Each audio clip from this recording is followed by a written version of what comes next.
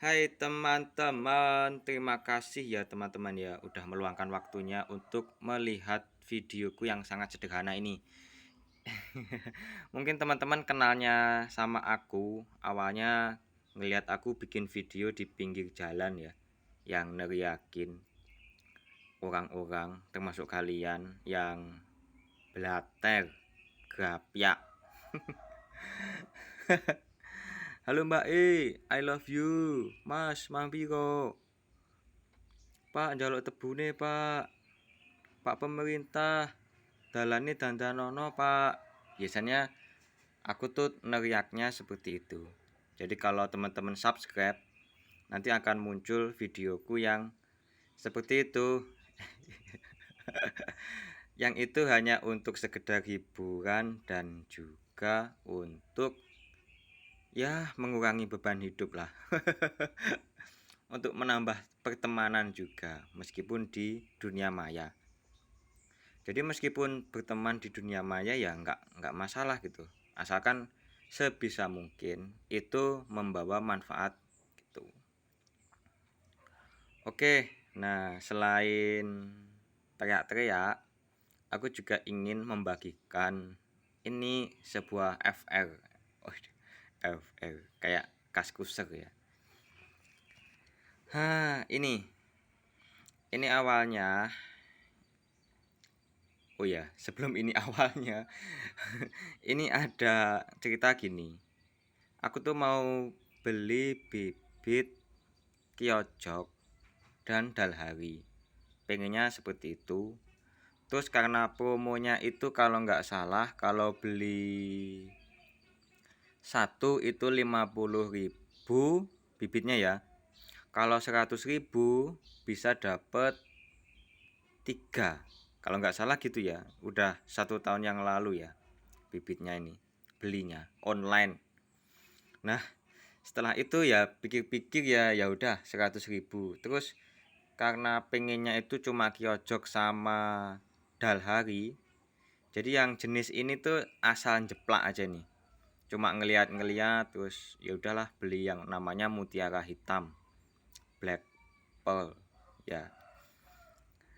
Dan setelah waktu itu scroll di YouTube tuh ternyata katanya para seniornya bahkan ada ya channel tuh yang hanya mereview jambu ya, jambu air. Jadi dia punya banyak sekali jenisnya, pohonnya juga banyak banget. Jadi setiap hari tuh selalu aja ada yang dibahas. Nah, kata beliau ya, kata beliau nih ya, subscribernya banyak. Itu jambu yang paling keren ya, paling gokil itu ya jambu mutiara hitam ini. Jadi sebelum aku beli, aku tuh nggak tahu ini ini jambu gimana gitu, nggak tahu. Mikirnya ya yang kiojok sama yang dalhari itu tadi. Dan ternyata benar teman-teman. 1 tahun ini yang mutiara hitam udah berbuah gitu loh. Yang kiojok sama yang dalhari belum. Ini benar-benar nggak sengaja ini membawa untung teman-teman. Pohonnya gedenya juga sama yang kiojok sama dalhari ya. Cuma yang mutiara hitam ini sampai aku kasih bambu ini buat tempat tali ini loh. Soalnya awalnya aku kasih tali sesama pohonnya itu nggak kuat teman-teman ya. Cabang segitu tuh nggak kuat. Akhirnya aku kasih tali. Ini talinya seadanya aku sambung-sambung. Nah jadinya seperti ini. Pohonnya segitu, buahnya sekitar 44 teman-teman. Dan ini nggak aku apa ya, potes sama sekali ya, nggak aku jarangkan ya, aku biarin apa adanya. Karena kalau kita makan satu besar ya, katanya kan gini, kalau seandainya jambu ini nggak disortir itu buahnya kecil-kecil. Tapi para senior juga mengatakan meskipun kecil tapi kalau ditimbang secara bobot itu lebih banyak daripada yang cuma satu tangkai itu cuma 3 gede gitu ya, misalnya 3 gede itu lebih sedikit daripada yang kecil tapi banyak gitu. Jadi ya buat apa dipotesin gitu, kan tidak untuk dijual. Nah, kata apa beliau juga ya, kata para senior nih ya, itu hanya untuk mengunggulkan ke, ukuran buah yang besar aja. Kalau soal rasa ya tetap sama aja gitu ya. Selama perawatannya bagus sama aja antara besar dan kecil. Cuma kalau kecil ya itu kan nggak disortir, itu kan bisa banyak.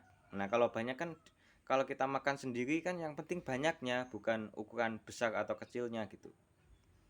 Dan yang ini tuh nggak, kata para senior itu nggak gabus ya, jadi di dalamnya tuh padet ya, nggak ada rongganya, nggak ada bijinya teman-temannya, itu juga termasuk unggul. Terus warnanya ini teman-teman, ini karena masih mentah itu warnanya hijau kayak gini. Nah, kalau ngeliat-liat di YouTube yang udah bener-bener mateng ya teman-teman ya,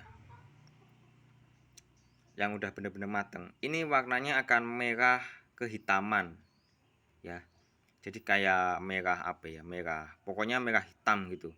Terus ketika dibelah, yaitu dagingnya ada semburat warna merahnya gitu. Jadi kalau teman-teman makan jambu air yang lokal ya, misalnya jambu yang tidak, bibitnya tidak diketahui, yang tumbuh di kebun, itu biasanya kan kulitnya berwarna merah, dalamnya putih. Kalau ini enggak, dalamnya juga ikutan merah. Jadi sangat menggoda dan tanpa biji. Dan ternyata ini bibitnya itu berasal dari Taiwan teman-teman. Tentu kita harus ini legowo ya. Kalau bibit dari luar negeri itu biasanya emang kece badai gitu. Emang keren lah, terbukti emang keren. Kalau teman-teman ingin melihat videoku selanjutnya tentang pepohonan ya, buah-buahan, tapi cuma ada di pot, itu teman-teman silahkan subscribe agar mudah gitu. Jadi aku pengennya itu cuma di pot ya, kan terlihat lebih unggul ya. Kalau di pot aja bisa berbuah, itu kan lebih unggul. Maksudnya gini, bisa ditirukan oleh banyak orang. Orang kota bisa menirukan gitu loh. Jadi ya gimana upaya aku agar bisa menjadi apa ya, panutan dalam tanda kutip untuk berkebun bagi orang kota yang nggak punya lahan luas. Jadi semaksimal mungkin bisa berbuah dengan cara yang mudah gitu loh. Oh ya, caranya teman-teman, ini caranya pun terbilang nggak terlalu sengaja ya. Nggak terlalu sengajanya itu gini, kan selain jadi konten kreator, aku juga ini kerjanya itu jualan mobil Daihatsu. Nah, kalau teman-teman pengen kepo tentang mobil, bisa WA 085 706 043 303. Nah, silakan teman-teman WA ya. Jadi yang ini ada 3 kan ya, 3 dan kelupaan nggak disiram. Jadinya ini kayak layu ya, layu tapi belum sampai mati. Terus buru-buru aku siram. Yang ini tiba-tiba langsung muncul bunga. Yang dua, yang kiojok sama dalharinya belum. Kalau kiojok itu asalnya dari negara Thailand.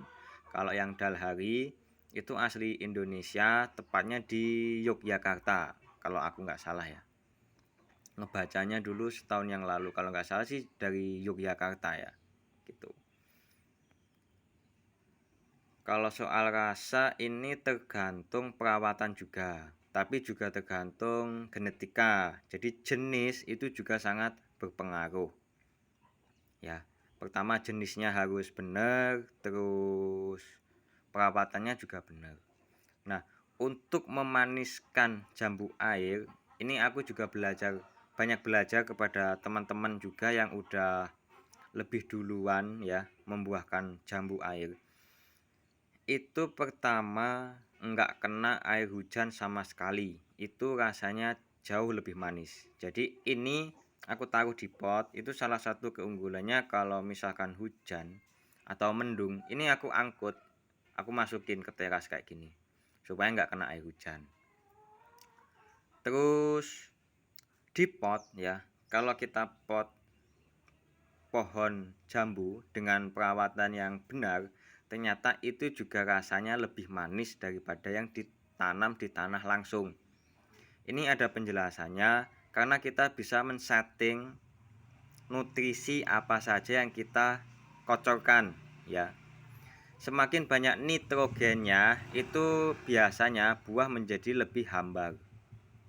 Kalau di pot, otomatis kita kan bisa ngontrol ya. Akarnya kan cuma di sini-sini aja gitu loh.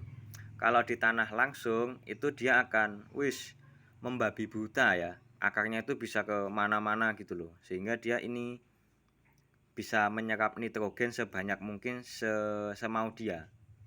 Sehingga kalau di tanah itu nanti daunnya menjadi sangat lebar-lebar dan bagus banget ya, subur gitu. Tapi ada pula yang meskipun daunnya itu banyak, subur, hijau, tetapi dia nggak menghasilkan buah atau buahnya cuma sedikit. Karena tanamannya itu lebih gemar makan nitrogen gitu. Karena ketersediaan nitrogen yang ada di dalam tanah atau di mana dia tumbuh itu sangat banyak, melimpah gitu. Beda dengan yang di pot, selama kita nggak ngasih pupuk nitrogen yang tinggi, ya pastinya dia nggak akan bisa subur. Tapi kalau kita kasih pupuk fosfat sama kaliumnya itu yang tinggi, otomatis itu akan merangsang tanaman untuk berbuah gitu. Nah, teman-teman tinggal maunya gimana? Kalau menanam untuk penghijauan atau menanam untuk iup-iup biar teduh gitu ya terasnya, ya tanam aja di tanah langsung. Otomatis ya daunnya pasti lebat ya. Berbuah sih juga berbuah, tapi kadang rasanya kurang manis gitu. Tapi itu juga tergantung pupuk yang diberikan. Tapi kalau di pot itu ya namanya juga usaha ya teman-teman ya, nggak tahu hasilnya gimana, tetap tetap Gusti Allah yang menentukan. Cuma kalau di pot itu ada jaminan lebih tinggi, buahnya itu lebih istimewa. Jadi kalau di luar negeri itu banyak ya tanaman itu di pot ya, habis itu dimasukin di dalam greenhouse. Jadi ya udah nggak kena air hujan, terus di pot juga gitu. Aku pengen bikin tapi belum bisa. Kan nggak harus angkut-angkut ya kalau hujan gitu. Gampang banget kalau di greenhouse tuh. Pasti nggak ada musim karena kita bisa men-settingnya kemarau terus atau men-settingnya itu nggak ada hujan gitu. Oh ya udah gitu aja teman-teman ya. Terima kasih. Kalau ada salah-salah kata mohon maaf ya. Bye bye.